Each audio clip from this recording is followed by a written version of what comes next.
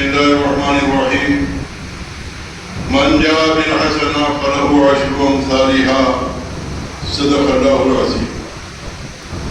میرے عزیزوں، بھائیوں، بزرگ دوستو، یہ ماہ شوال کا مہینہ چل رہا ہے۔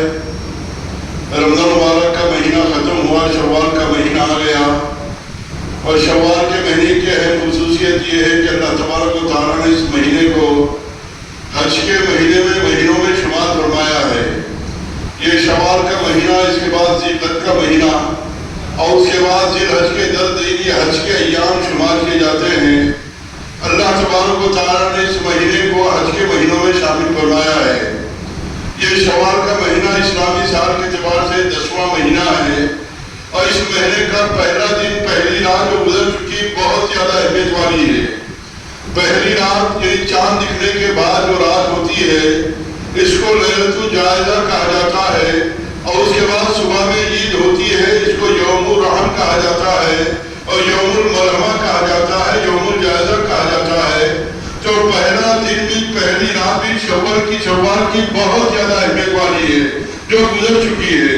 لیکن اس مہینے کے بارے میں جو 6 روزے عام طور پر مشہور ہیں، جو نفل ہے، لیکن ہمارے پاس میں اس کو اہمیت دے کر روزے رکھے جاتے ہیں۔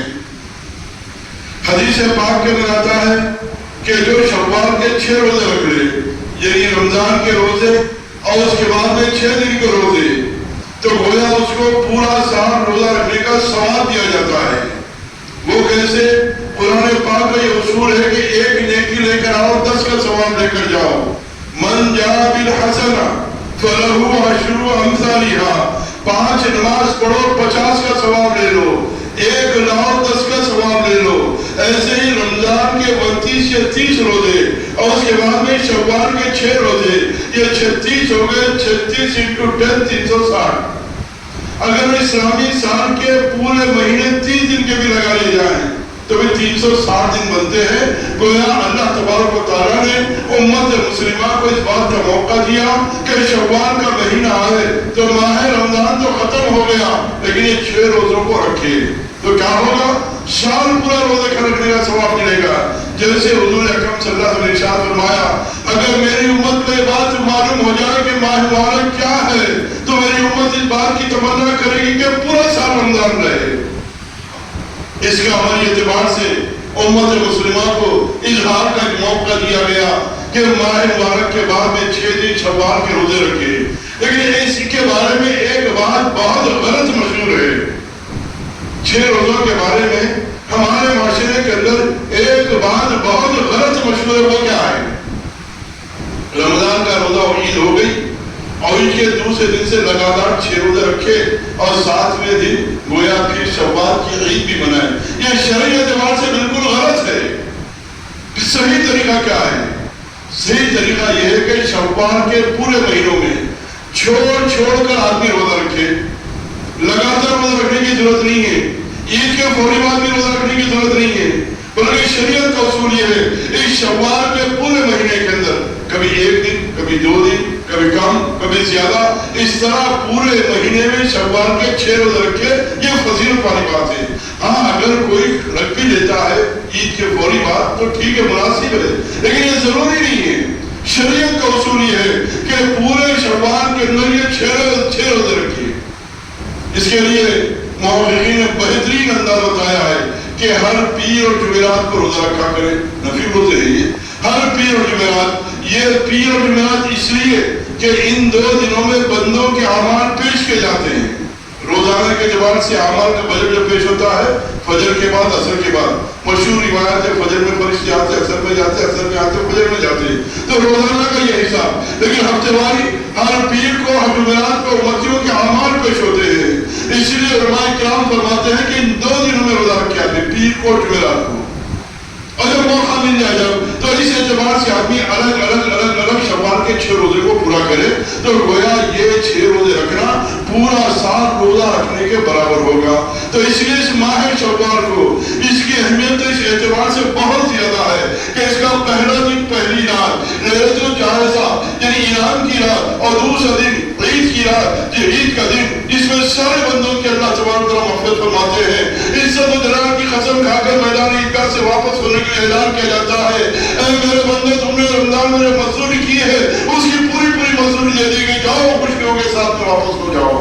دن عید کا دن منایا گیا ہے، تو گویا شوال کا پہلا اور دوسرا دن، یہ پہلی رات اور پہلا دن، یہ بہت زیادہ اہمیت والا۔ اب اس کے بعد میں یہ 6 روزے، لیکن اس کو مستقل رکھنا یہ شرعی اعتبار سے بالکل صحیح نہیں ہے، اور رکھنے تو ہو جاتا ہے، اس کی اہمیت الگ الگ رکھنے میں ہے۔ اس کے لیے بہترین راستہ یہ ہے، ہر پیر اور جمعرات کو شوال کے مہینے میں آدمی 6 روزے پورے کر لے، کنٹینیو تسلسل کے ساتھ رکھنا نہ شرعی اعتبار سے حکم دیا گیا نہ یہ صحیح ہے، رکھ لے بہتر ہے۔ صرف امام شافعی ہے جو کہتے ہیں کہ مسلسل 6 روزے رکھنا یہ بہتر ہے۔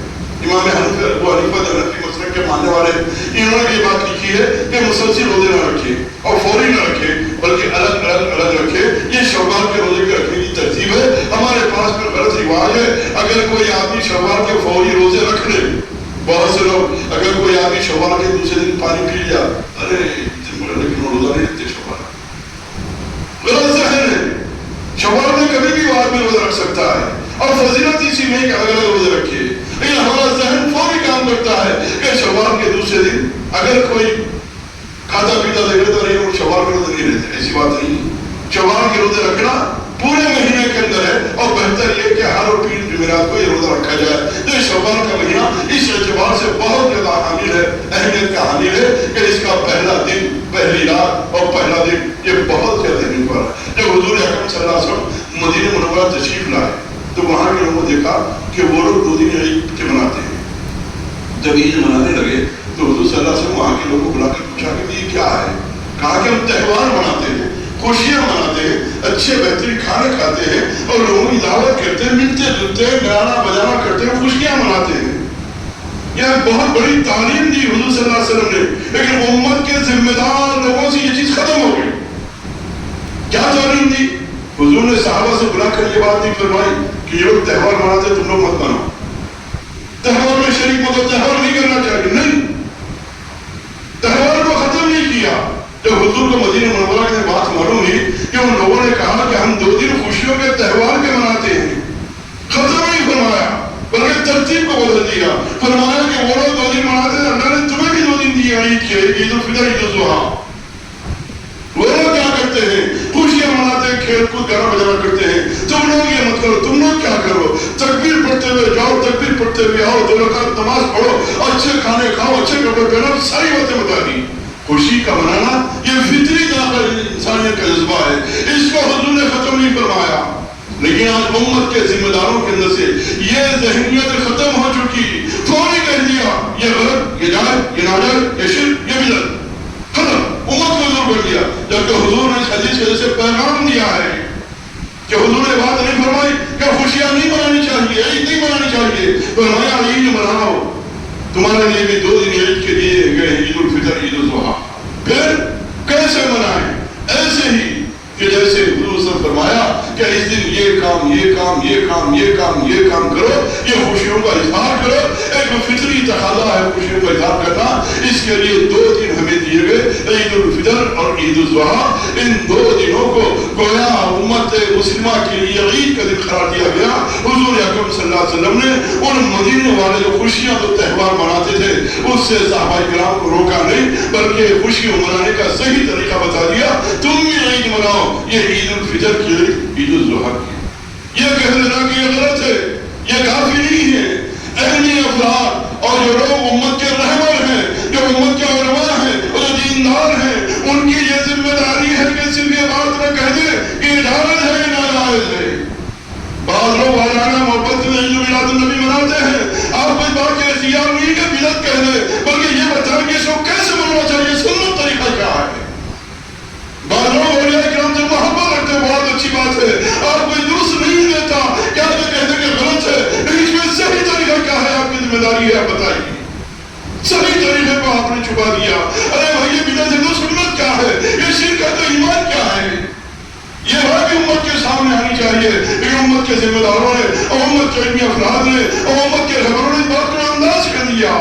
یہ بات جو کہہ دی یہ بدعت ہے، یہ شرک ہے، یہ غلط ہے، یہ نہیں کرنا چاہیے، تو پھر کرنا کیا چاہیے؟ وہ بھی تو امت کے سامنے آنا چاہیے۔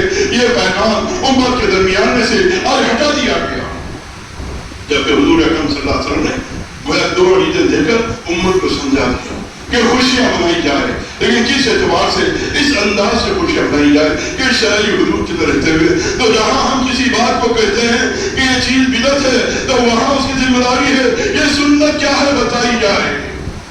جہاں کہتے ہیں کہ یہ شرک ہے تو بتایا جائے کہ پھر ایمان کیا ہے.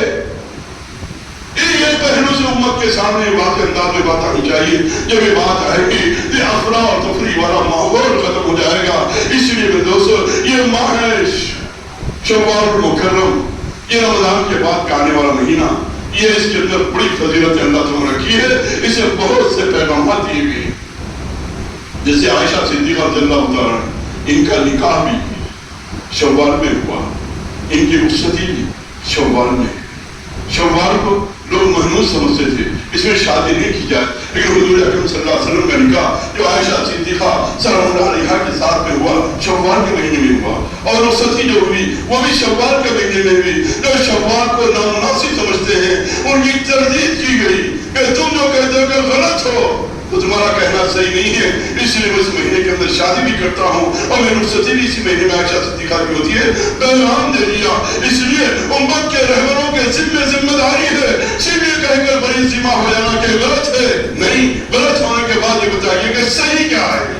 اور امت کی بھی ذمہ داری ہے ان علم افراد تک پہنچے کہ صاحب یہ چیز غلط ہے تو اس میں صحیح کیا ہے. صحیح بات یہ ہمیں بتائی جائے کہ یہ بدعت ہے تو اس میں سنت کیا ہے, یہ غلط ہے تو صحیح کیا ہے, یہ شرک ہے تو ایمان کیا ہے. یہ دونوں پیمانے امت کے سامنے آنے چاہیے جیسے حضور اکرم صلی اللہ علیہ وسلم نے ان دو عیدین کے موقع پر امت کو پیغام دیا ہے. وہ لوگ 2 دن عید مناتے ہیں, تم بھی 2 دن عید منائیے. ابھی عید میں کیا کرنا چاہیے ساری تفصیلات احادیث پاک میں آپ کو مل جائے گی. اس لیے شوال کا مہینہ بڑی اہمیت والا ہے. اور پہلا دن جو عید کا ہے ایک عظیم محدث امام بخاری رحمۃ اللہ علیہ, اور امام بخاری کی شان بھی یہ ہے شوال ہی میں آپ پیدا ہوئے اور شوال ہی کے اندر آپ کا انتخاب ہوا. پہلی شوال عید کا دن ہے, اس لیے امام بخاری رحمۃ اللہ علیہ کا انتخاب ہوا. اور کون ہے امام بخاری؟ حدیث کے سب سے بڑے محدث ہیں جن کی کتاب کو صحیح اور آپ کی کرامت آپ کی والدہ کی آپ بچپن میں نابینا ہو گئے.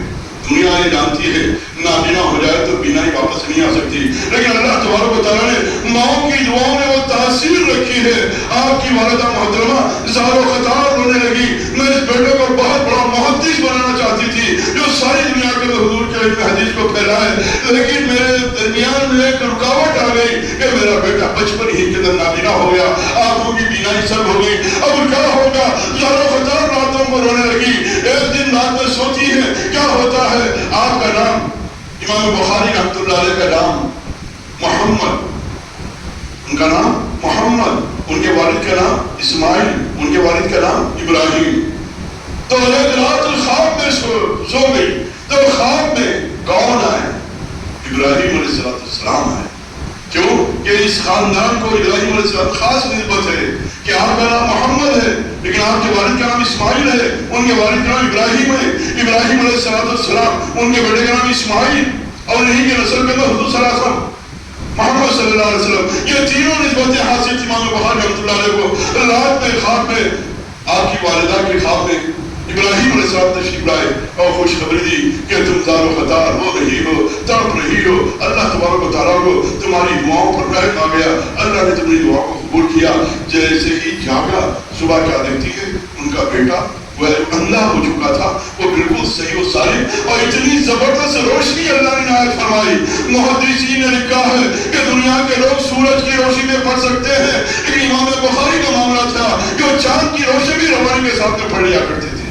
چاند کی روشنی میں آپ نہیں پڑھ سکتے, بہت دھندلا پن ہوتا ہے, لیکن امام بخاری کو اللہ تبارک و تعالیٰ نے وہ آنکھ کی نورانی نصیب فرمائی تھی اپنی ماں کی دعاؤں کے صدقے کے اندر کہ ایسی نورانی ظاہری کہ دن تو دن رات میں بھی آپ بغیر کسی لائٹ کو چلا کے چاند کی روشنی آدھی سے پاک پڑھ لیا کرتی تھی. یہ اللہ تبارک کو کرتے تھے, اللہ کو یہ نورانی نصیب فرمائی.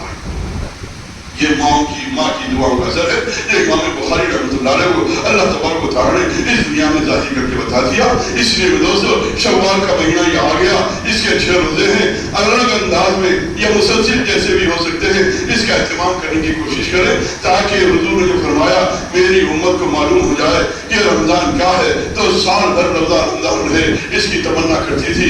یہ 6 روزے کبھی 1 کبھی 2 کبھی 3 اس انداز سے پورے مہینے کی رکھنے کی کوشش کرے۔ اللہ ان باتوں کو سمجھنے کے عمل کرنے کی توفیق نصیب فرمائے۔ وآخر دعوانا الحمدللہ رب العالمین۔